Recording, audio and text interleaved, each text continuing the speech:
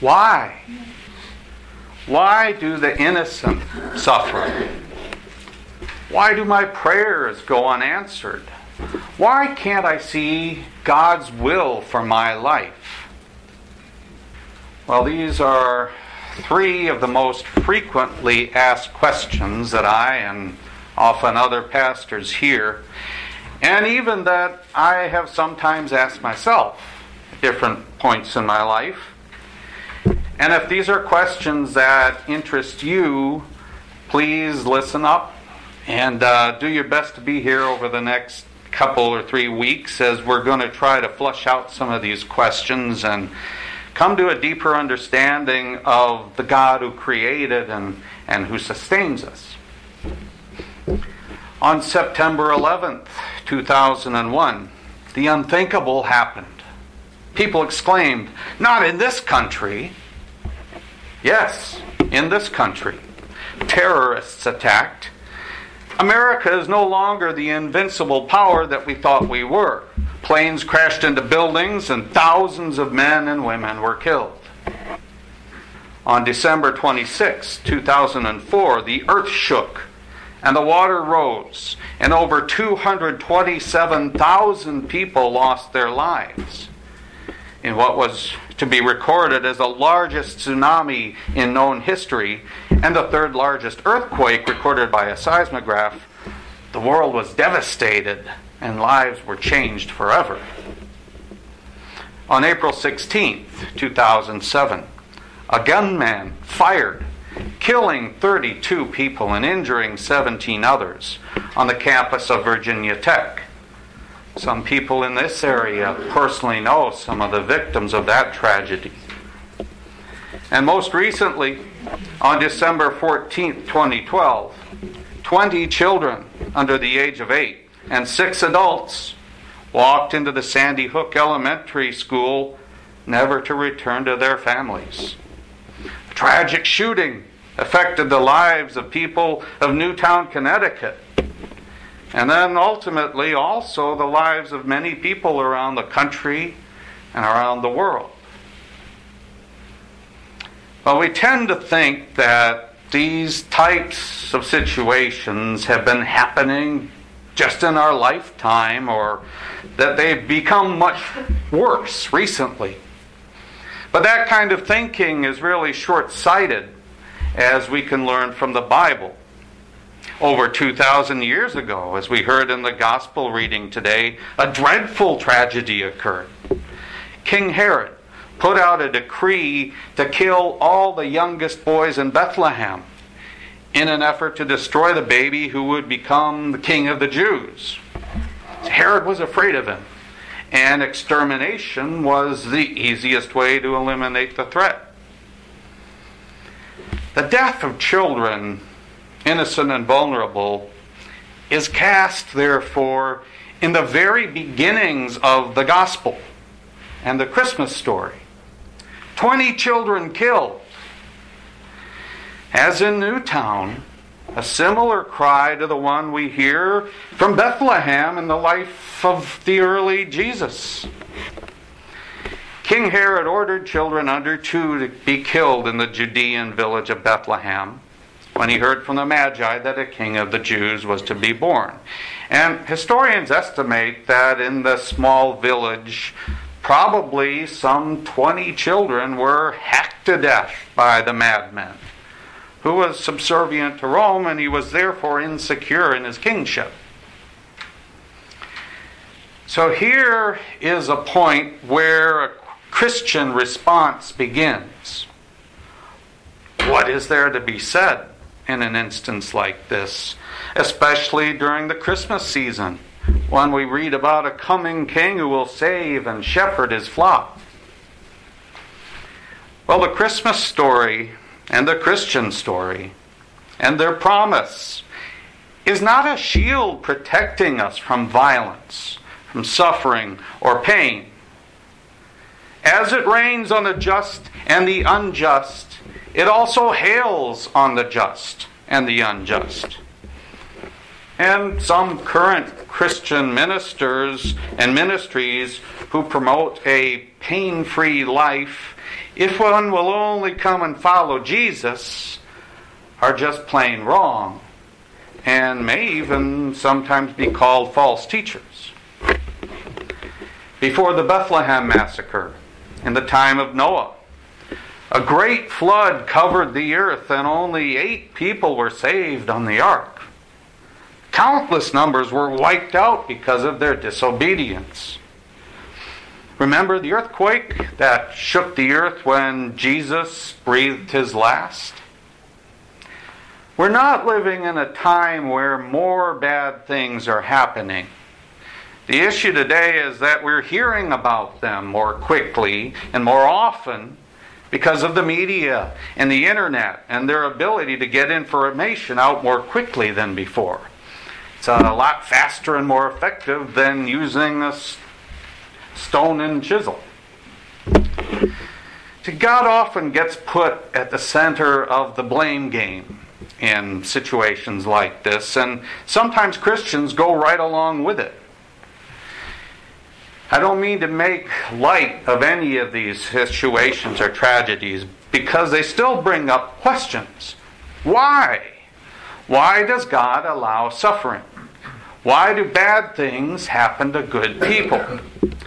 Why doesn't God stop tragedies? Where is God in the midst of all the natural disasters and the tragedies? Why do children suffer? Why, God, why do people suffer? Well, it's during tragedies such as this that these questions and others seem to surface from all over the place. Those who aren't faithful begin asking, why, if we have such a loving God, why doesn't He stop bad things from happening? And the faithful get caught up in it and begin questioning their God too. Now, these are, in fact, good questions to ask. But we must be careful that our typical responses to them don't do more harm than good to those facing such tragedies. Because when tragedies strike, Christians often find themselves defending their faith and defending their God. Oftentimes we use reasons and give answers without really thinking them through. I mean, how many times have you said to someone, well, everything happens for a reason? Or how about this one? Have you used this? It must have been God's will.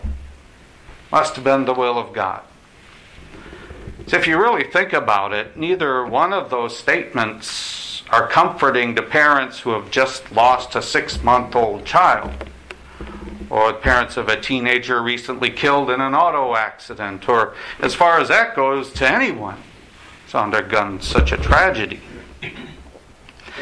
Did you ever think that as you answer with these kind of statements that you're placing the blame on God? And you're convicting the one who has created humanity and sustained this world for so long. Just wonder how God feels, and yes, He does feel, as He's accused and convicted of some of these heinous acts. So if we can't use the old standby answers, what are the answers that we can use to explain these things? A preacher named Adam Hamilton wrote a book called Why? Making Sense of God's Will. And in it he suggests 3 foundational ideas, as he calls them, that will help reconcile God's goodness with the suffering that we experience. And I thought they were really good to include. But each one of them points back to humanity, as you'll see. See, when God created human beings and declared this work to be good, He set in motion a relationship in which we would need Him for everything. And that meant that humanity's total dependence would not be on one another, wouldn't be on material things or on anything else, but solely on God. God gave us dominion over the planet. God put us in charge. And by so doing, He made us responsible for what happens here. We heard that in today's Old Testament passage from Genesis. we are to rule over the earth, but not alone. God created and put the earth in motion. He put natural laws in place that would keep it fairly predictable. When God created human beings, He gave us an intellect and a soul and a conscience. And these gifts are to guide us as we rule over creation, to help us discern right from wrong. And God's way of acting here is to use His people with the gifts that they've been given. Then the second foundational idea also has to do with humans, and it's called free will.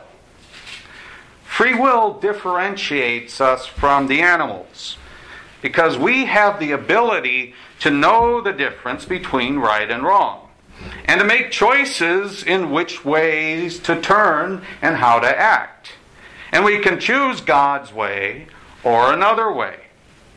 This is part of our human existence, dealing with that not only for ourselves, but with the choices that other people make too. And the final foundational idea that he gives underlies the reason why God needed to send Jesus here. He knew that we would be predisposed to stray from what is right. And right from the beginning, with Adam and Eve, humans strayed. And this straying away from God, this missing the mark or sinning, is what often leads us and other people into trouble. Our actions often negatively affect ourselves and others. So Adam and Eve's disobedience is our story. We find ourselves drawn to do the things that bring us or others pain and suffering, and we're easily tempted to stray from God's path. So the freedom that God intended as our gift also leads to suffering. And I don't think we consider the consequences of our decisions and how far they often flow. What we do may affect not only ourselves and our families, but ultimately every human and even the earth itself. Because all of creation was affected by the fall of man. That's why it's not perfect either. Adam Hamilton shares a story saying, "I always thought that when my children reached the age of 18, I would no longer have to worry about them. But as they left our home, I found I worried about them more, not less. I worry because at times they think that they're indestructible. They do things at times that leave me worried sick. Before they left home, I set up certain rules for them. I learned that I can't control my children. They will be free, and I can't force them to do what I think is in their best interests. And just as parents can't take away freedom from their kids when they're no longer living in their home, God doesn't take away our freedom either. Nor does He deliver us from the consequences of our actions or from the actions of others. But He does promise to deliver us and sustain us and force good to come from the painful things we experience. That is part of the process of redemption for humans and for all of creation. So we see that humans have much to do with pain and suffering. But there are other explanations as well. In the case of natural disasters, we tend to forget that during creation, God wrote formulas and set in motion patterns and processes for the earth so that it could exist and support life in this hostile universe. In the case of earthquakes, we've learned that it's necessary for the earth to release heat from its center. In order to help sustain life, that needs to happen. And in order for the earth to do this, it must move and shift from time to time.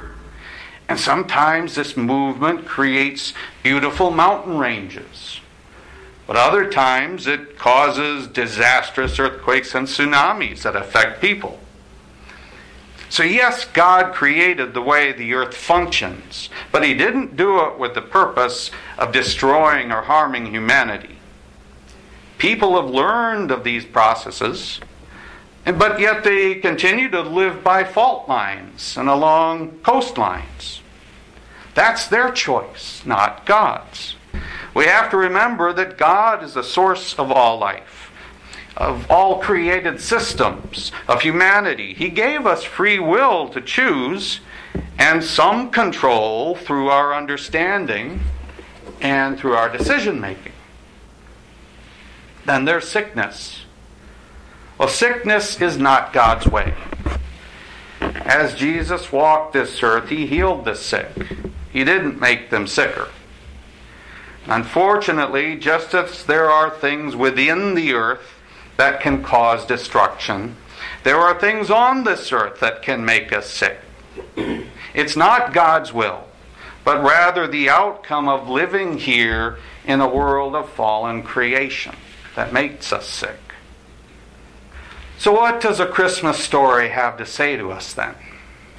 Its very beginning was shaped by the massacre of little children, while the uniqueness of the Christian message is that the God of creation became human, and it was within the world of deep human tragedy that was happening around Him when He was born and raised. So Jesus is no mythological icon floating in a mirage of wishful thinking, as we hear a lot of people today say. His world was one of real flesh and blood. Jesus' understanding of the inner brokenness of Newtown, Connecticut, goes to the very core of who He is.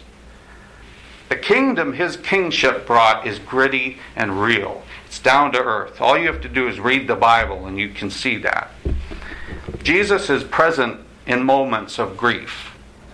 When tidal waves catch us by surprise and the ground beneath us shakes, it's in such times, not surprisingly, that we're more open to spiritual insights and comfort. It's then that we're inclined to gather around an altar, to go to church, to sing songs of solace and hear words of His peace. Because our spirit longs for a link with God and for a way to transcend our tragedies. It's here that the tearing of the human soul is mediated and medicated by the salve of His presence. So those broken hearts will mend. Yet they'll always be scarred. Because indeed, the longer we live, the more our beings are covered with scars from wounds. Some self-inflicted, others through no fault of our own.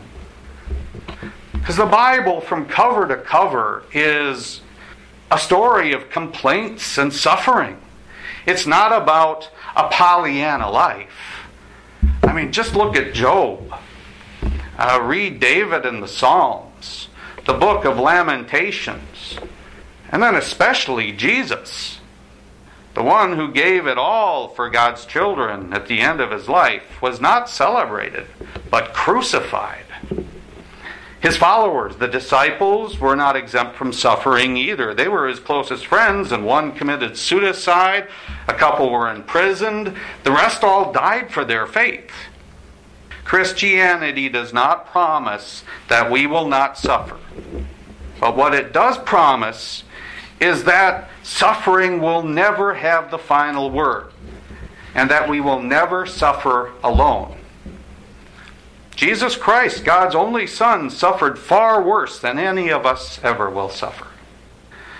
The Christmas story is joined to the Bible's overarching story. This is not the end of life.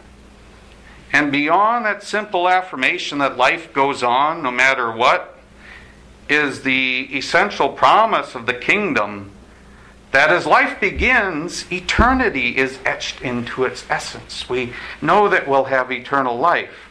Life is not all there is to living, and death is not all there is to dying. To hurting hearts everywhere, Christmas is a present and healing story in the midst of sorrow. And it's a hopeful promise of eternity. In Jesus' name, amen.